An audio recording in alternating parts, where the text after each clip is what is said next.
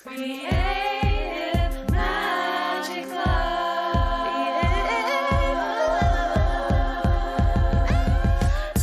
What's up? This is Sarah Mack and welcome to Creative Magic Club. Together, we'll discover inspirational stories of creative entrepreneurs living out their dreams, doing the work they are most passionate about, and building wealth in magical and fun ways. While building a six-figure income as a writer and coach, helping other women to launch their dream businesses, I've connected with so many incredible people and seen it proven again and again that you can thrive financially doing whatever it is you are passionate about. I'm here to share life-changing strategies for mindset, making money, and reaching more people with your work in a business and life filled with creativity, freedom, and fun.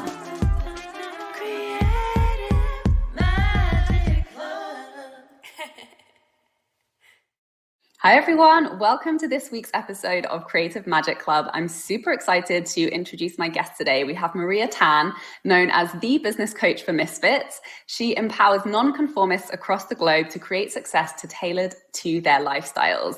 Before coaching online, she was a cross-cultural business and communications consultant who worked with executives from all over the world and coached over 1,000 professionals.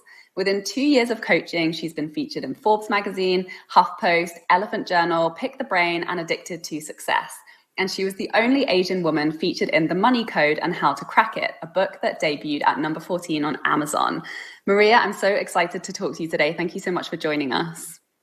Thank you for having me. I'm very excited to be here, especially since this is about creative magic. And I really love magic. This is something that I'm all about. This is something that's part of my brand, part of my life, and part of my message.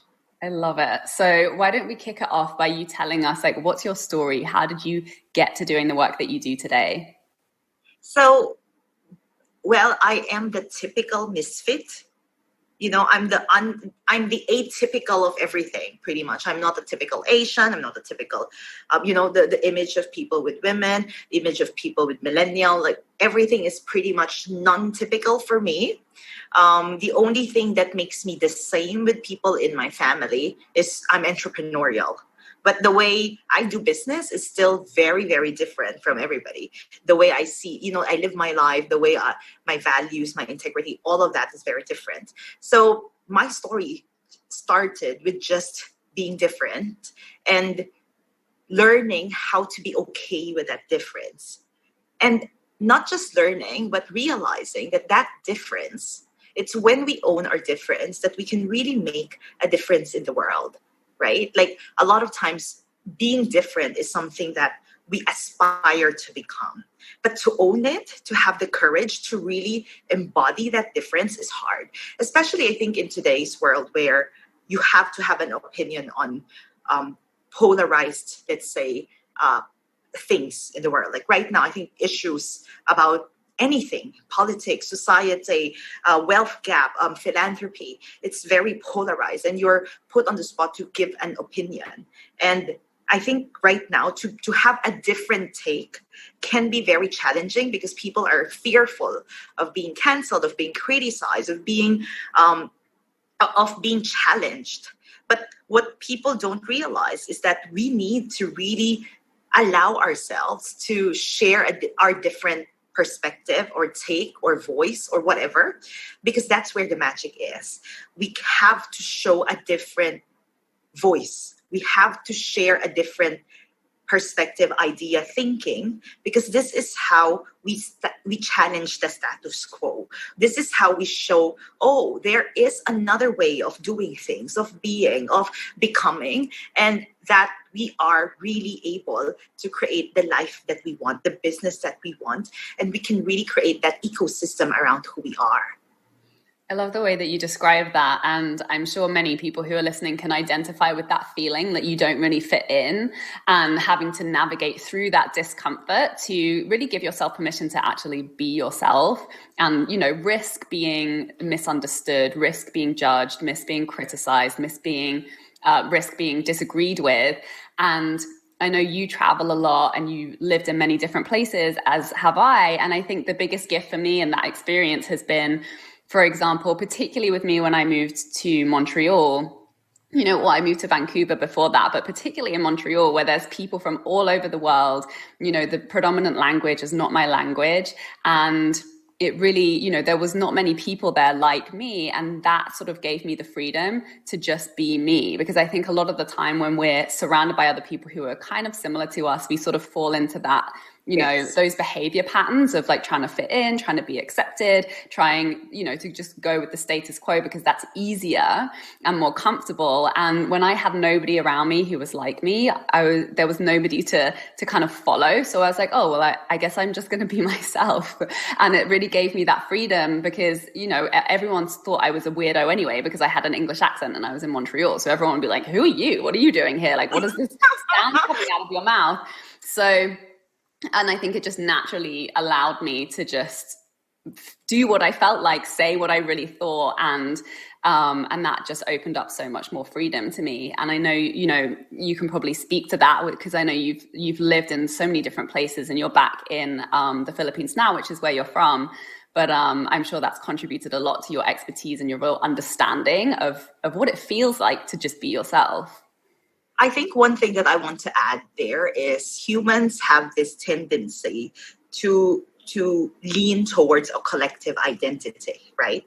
That's why environment really affects us at a very, very unconscious level. So let's say if you are in a familiar territory, meaning you're with your friends, you're the people that you grew up with 20 years ago, it's very easy to be part of that collective identity. Now, in your case, when you went to Montreal, everybody around you is different. So the collective identity is different. So being different, right? So that also gave you that permission. So in terms of like having that difference and owning that difference, sometimes, especially when you're just awakening or unlayering or shedding pieces of yourself or unmasking your real identity, it's actually very important to have a different circle. A circle where you allow yourself to be open to difference too, because that collective identity of that difference will also subconsciously allow you to just say what you understand, to not be so conscientious of what you say, what you think, what you do, because that is an identity shared right now with that new circle that you have or environment that you have. So for me to have that freedom, that liberation to be different, sometimes we have to venture off an uncharted territory so that we can be free. Because sometimes if we are in an environment that is extremely familiar, it's hard to be different, to embrace that difference and to have that courage to be different, because it's like if everybody's wearing black shoes and you started wearing red shoes, right? Like you stand out, and people, like humans, are not wired to challenge the status quo. We're not wired to look for change. And actually the body perceives change as stress, even if it's something good for us, right? This is why when people go into, let's say, detoxing or when they try to create a new habit or a new pattern, there is a very big transition time that the body either needs more sleep or more rest to recalibrate to a different reality. Yeah, it's so true. And I've really found every time I move, and I've moved a lot from country to country, even like home to home, it's almost an opportunity for a blank slate, especially when you're changing time zones, because it's almost like you wipe your calendar clean, you wipe your like social calendar clean, and then you get to be really intentional about what is it that I want to bring in that's more in alignment with where I want to be going. Which is, it seems like a very drastic way to like, oh, I'm just going to move all the time. But I think if you're the type of person who innately has that within you, you're not satisfied with the status quo. And so, we tend to be the type of people who are seekers, who do move, who are always, you really enjoy being somewhere new and learning something different and, opening up to different parts of ourselves, which just happens when you experience different cultures. I think the key here is also accepting that we're different, and that, when I've given several speeches, like internationally. I've been flown to give speeches. And one of the biggest questions I get asked is, how do you encourage your family to support you? Okay, like what do you do now if you want to do something different and your family or your partner or whatever, they don't support you, or your closest friends? And I always say, you have to understand first, the mere fact that you can think differently, it means that you come from an environment that allows for you to think differently. Because not everybody has that courage again to own that difference. But the mere fact that you can think differently, it means that your parents, your environment, your circle have some kind of freedom to do so. Like it can be small and minuscule, but if you really stay with it, then it is okay. If you don't go defensive about it, if you don't feel like you have to keep proving yourself, then that's fine. And I think the second thing that people need to remember, when you want to embrace that difference about you, when you want to really activate the magic in you, it's really important that you remember to focus on what you want to create versus where you are. Because I think people get that, why can't people support me now? Blah, blah, blah. And I often think, isn't what your present reality something you don't want anymore? So how can the people around you today, or the family that you have originally, if you do not resonate with how they live their lives, how can you expect them to support you if they cannot understand the choices that you're making? And for me, I don't expect my mom or my parents or my family to support any decision that I have. For me, as long as they accept me and they don't go out of their way to sabotage me. And what I mean by that is, let's say, how some families, they keep calling you nonstop? Like, I don't know, for the smallest things, right? In my family, people can just respect if I say something like, okay, I'm really busy, I have something to do, let's talk next week. And people really respect that. If you need to talk to me, please send me a message first. Like, just this simple thing, for me, that's enough. I don't need my family, my friends to be, hey Maria, you're doing a good job. I don't need a cheerleader, because I know that they don't really understand what I'm doing, right? Because that's why I'm different. So I think that resistance of, why is it that people can't accept me? That sometimes for us to be accepted, we also need to accept other people and the difference that they have. Because if I'm different from them, they're also different from us. So when we surrender to that difference, that makes things easier for everybody. Yeah, thank you so much for sharing this, because it's such an important point. And one thing that I see coming up a lot, which I also experienced, is that it's that kind of first of all, a lot of resistance comes from feelings like we're breaking the patterns of our tribe, and fear that we'll be left out, fear that we'll be alone, fear that we won't be able to connect to the people that we love the most. And another place that people slip up is wanting to bring everyone along with you, and that kind of, and looking for approval in the wrong places, looking for support in the wrong places. And I think when a lot of people step out and they identify this desire and they want to do something differently, and there's still that part of us that's like a child that wants approval from our family, that wants approval from our parents, that wants to go to them to get the answers. And you have to recognize that you get to create new mentors, you get to create new people that you can look up to, that can support you, that can help you, guide you along the way that you want to go, the path that nobody in your family has ever trod before.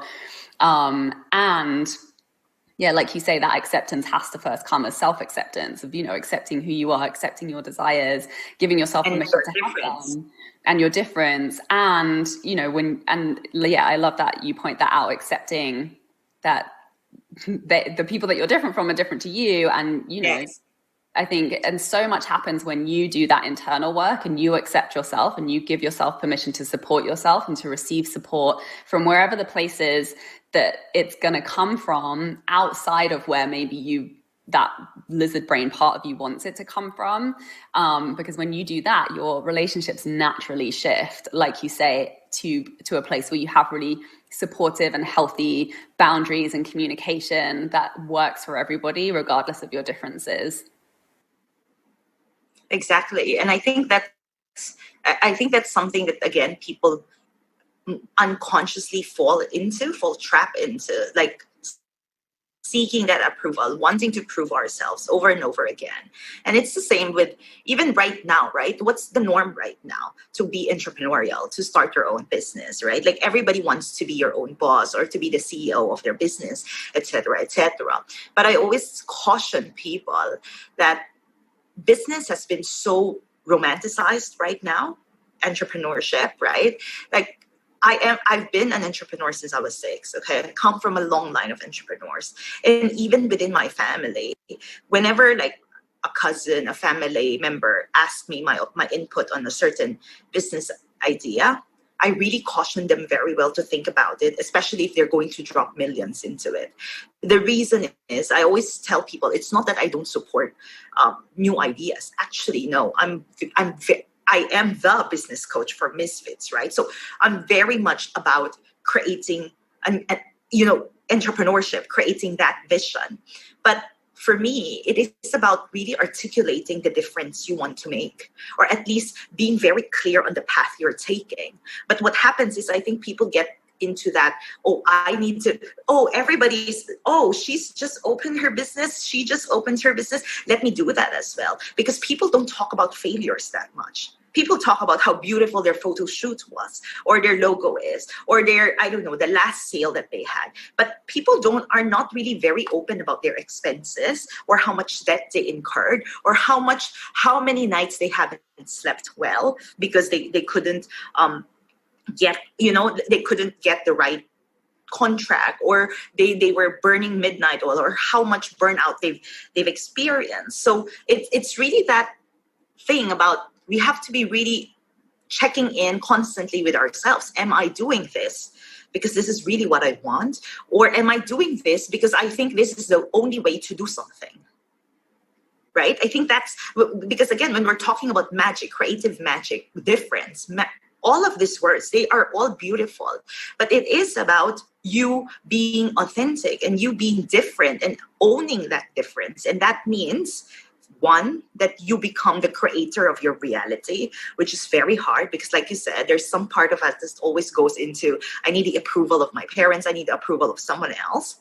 Number two, as a part of us that really reflects on, what am I changing here for myself? Why am I doing all this, right? Sometimes I think people go too much into the why and forget that what is as powerful, that what change am I creating, right? What vision am I making?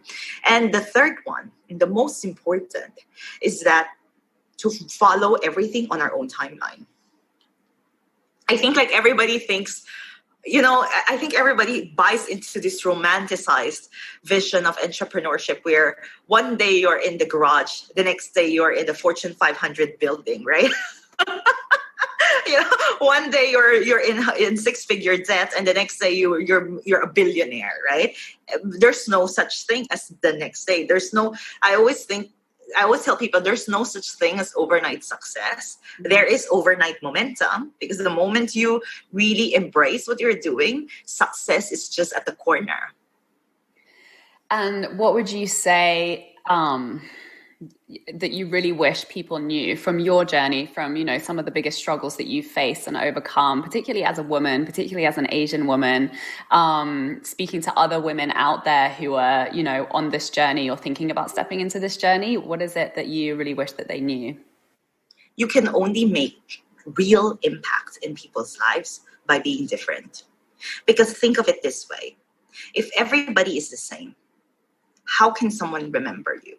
Everybody today wants to make impact, right? That's what you hear all the time. I want to know my purpose. I want to really help people. At the crux of everything, we just want to be people that can pay forward, right? To matter, to create a difference in someone's lives. But if we're saying the same thing, we're doing the same thing, we're copying everybody else, how can we make a difference? We don't make a difference by being the same. We make a difference by being different. And I think that's something that people forget. It's not the words that we use. It's not the logos that we have. If you're an entrepreneur, it's not your branding that matters. It's your kindness. It's your energy. It's your compassion. It's how you treat people that makes that difference. Because just a smile from you can make someone's lives. And that was something that will not be forgotten by this person who's just having a bad day. I think people want the very big version of creating impact. But impact, again, is created only through us being authentic to who we are and what makes us different, what makes us magical, what makes us stand out. Because people remember something different, right? If everybody is treating that person cold and you become warm to that person, the person will remember the warmth. The person will not remember what you're wearing, but the person will remember the warmth that you gave that person. So that's one thing that I want to really hone into and to remind people of, that there's no grandeur in impact. I think people think impact is about donating 5 million. It's not about the grandiose of everything. It is simple things that makes you different, that makes you happy, that makes you purposeful, that makes you magical, that makes you just you. Those are the things that people will remember. I love that. That's such a powerful message. And it's so true, because in entrepreneurship, particularly as, you know, like a solo entrepreneur or like small business owner, personal brands like coaches, where you really are the face of your company, it's not possible to succeed unless you are yourself, like you say, because it's not possible to stand out. It's not if you're copy and pasting or trying to be different to somebody else, because you get lost in the noise. And that really is your superpower, is your uniqueness. And, you know, particularly, I think the thing that was really powerful for me to realize is that you don't need, you know, obviously depending on your business, but particularly for something like coaching, where you are doing that really personal, high touch, really deeply supportive work, you don't need that many clients to have a great business that gives you the life that you want. And so all you need from this world of, you know, 7 billion plus people is a handful of people, and the people who are going to most want to pay you and most want to work with you and get the most from working with you, and that are going to be the most fun for you to work with, are the people who resonate with you because you're you. And they're the people who are going to pick you over the next person who's doing the exact same work as you are, because you're you, because of your journey, because of everything that makes you unique, because of where you're from, because of what you look like, or, you know, whichever of those pieces that really resonate with them and help them to feel that if you can, you know, make your dreams possible, then that's possible for them too. So and it's just such an empowering philosophy, because it makes everything so much more simple. It means you don't have to overthink things. Yes. You don't have to learn 10 billion strategies. You just get to look inside and ask, well, like, how do I want to do this? Like, what do I think is the best way to do it? What's going to be the best way for me and my lifestyle and my desires and the things that, you know, I desire to see in the world, the impact I desire to make, and trust that there's going to be enough people out there who will, you know, be a part of that mission with you and become your clients and help you to make that impact through the work that you're doing in your business. Yeah, one thing that I wanted to add with what you said, where you said it's not about having so many clients to be successful. It's just a matter of handful. I want to add something there. It's not even a handful of clients. The moment we pick ourselves, that's when we are successful. It's because, see, all these things, right? Clients, all of that is an external validation. But people feel what we bring to the table, right? The energy that we bring, the way we say something, they matter, the way, our perspective. So the moment we really have that internal shift of, you know what, I have something different, that is the moment you've become successful. It's not the clients, it's not sales, it's not, you understand, it's not getting featured on Forbes. It's that internal shift that, wow, I have something different to share with people. Or not even wow, I have something different to share. We don't need even those superlatives. Just by that accepting that we are different and that we are in our right to claim a space in this world, to have our voice shared, to be seen as an expert, to be seen of value, That for me is more magical than anything else. Like there is really nothing else that we need, because the moment we do that, the rest of the world will catch up with that belief and that energy that we're projected, that mindset, and we can see those tangible results then, the clients, the features, the published articles, the whatever. Those will come, the 6-figure, 7-figure, the big team. Those are easier to come with. But that internal shift needs to happen really from within. Such a powerful message. Thank you so much for sharing all of your incredible wisdom with us today. For anybody who's watching who would love to follow your work and learn more about you, where can they find you? They can really follow me on Instagram. It's my second home. I share a lot of like carousels, a lot of metaphors. I love metaphors, and I hope it's okay with you, Sarah. I want to end something with just one small metaphor. Go for it. Think of coffee. Everybody drinks coffee, or everybody knows about coffee. Even the people that are not drinking coffee knows coffee, right? So just think of this. Everybody knows coffee. Now, even if everybody drinks coffee, knows how to make coffee to some extent, even though coffee is accessible today in the market, just buying an instant coffee, a brewed coffee, whatever, imagine the number of coffee shops that open on a daily basis in the world. And why? Because the world is never saturated. The world is never full or saturated for you. The world is never not ready for what you have to give.